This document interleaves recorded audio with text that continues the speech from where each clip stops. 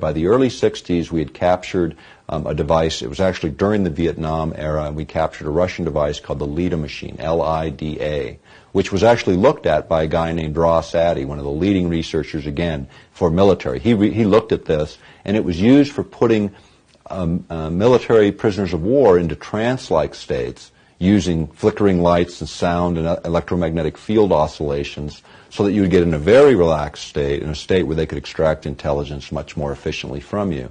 And that became a whole new review for military technologists in this country, thinking maybe we can use electromagnetic fields to manipulate what's going on in the brain. In 1969, there was a book published called Towards a Psycho-Civilized Society, and this was put together by Jose Delgado, and he had his doctorate in electrophysiology from the University of Madrid from 1950. He came over to Yale University in the mid-60s and began mapping the human brain, stimulating the human brain in primates and bulls and animals, all different kinds of animals, stimulating different parts of the brain to see what parts were responsible for what kinds of actions or cognitive functions and so on. So what he was doing in those days, in the 60s, was he was implanting microcircuits, and then, or not microcircuits, circuits, and stimulating them with RF, radio frequency energy. So one of the illustrations or photographs shows a charging bull coming at him, and he throws the switch, and the bull stops right in front of him. Well, by the mid-'80s, he figured out you didn't need any implanted technologies. All you needed to know was how to modulate the right frequency. And the energy density, the concentration of energy, was 1/50th of what the Earth naturally produces. Very small energy in the RF range, radio frequency ranges. Now, compare that to what's around us right at the moment. At the moment, there's 200 million times more radio frequency and energy around us in any urban area than there is naturally produced by the Earth. So a huge amount. And out of all that background noise, what he found is by hitting a precise window frequency with very low energy concentrations, he would pick that signal out because it was coherent, not like nature all over the map. It was a coherent rhythmic signal in a very precise frequency. The brain would pick it out, and he could change behavior from lethargic to highly active, back and forth, like switching on and off a light switch. Let me ask a question right here. Is that with a subject that was in, say, a short distance of whatever he was utilizing to affect this particular pulse, or is this at large? Could he do this on, say, larger groups?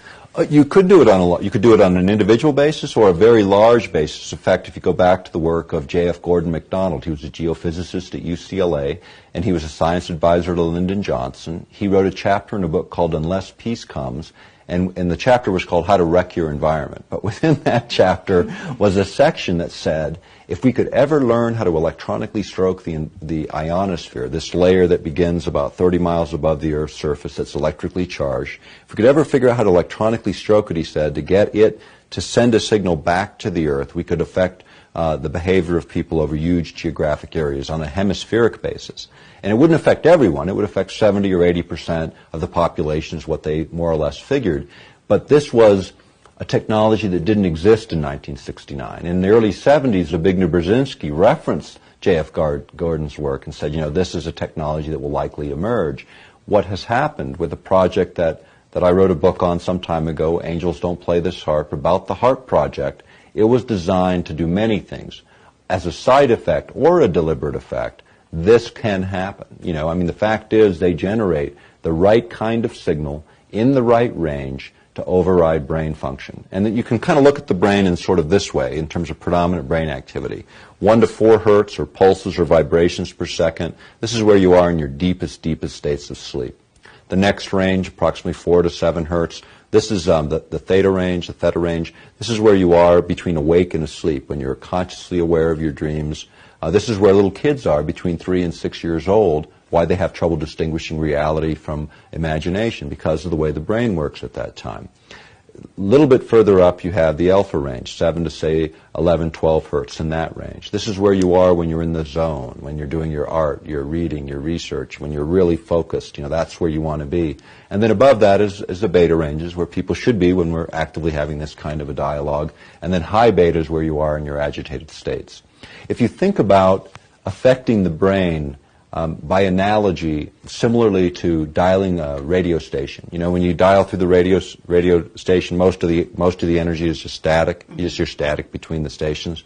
When you get on station, you get resonance, harmony between the transmitter and receiver, and you get a nice clear signal. The same is true in the human body and the human brain.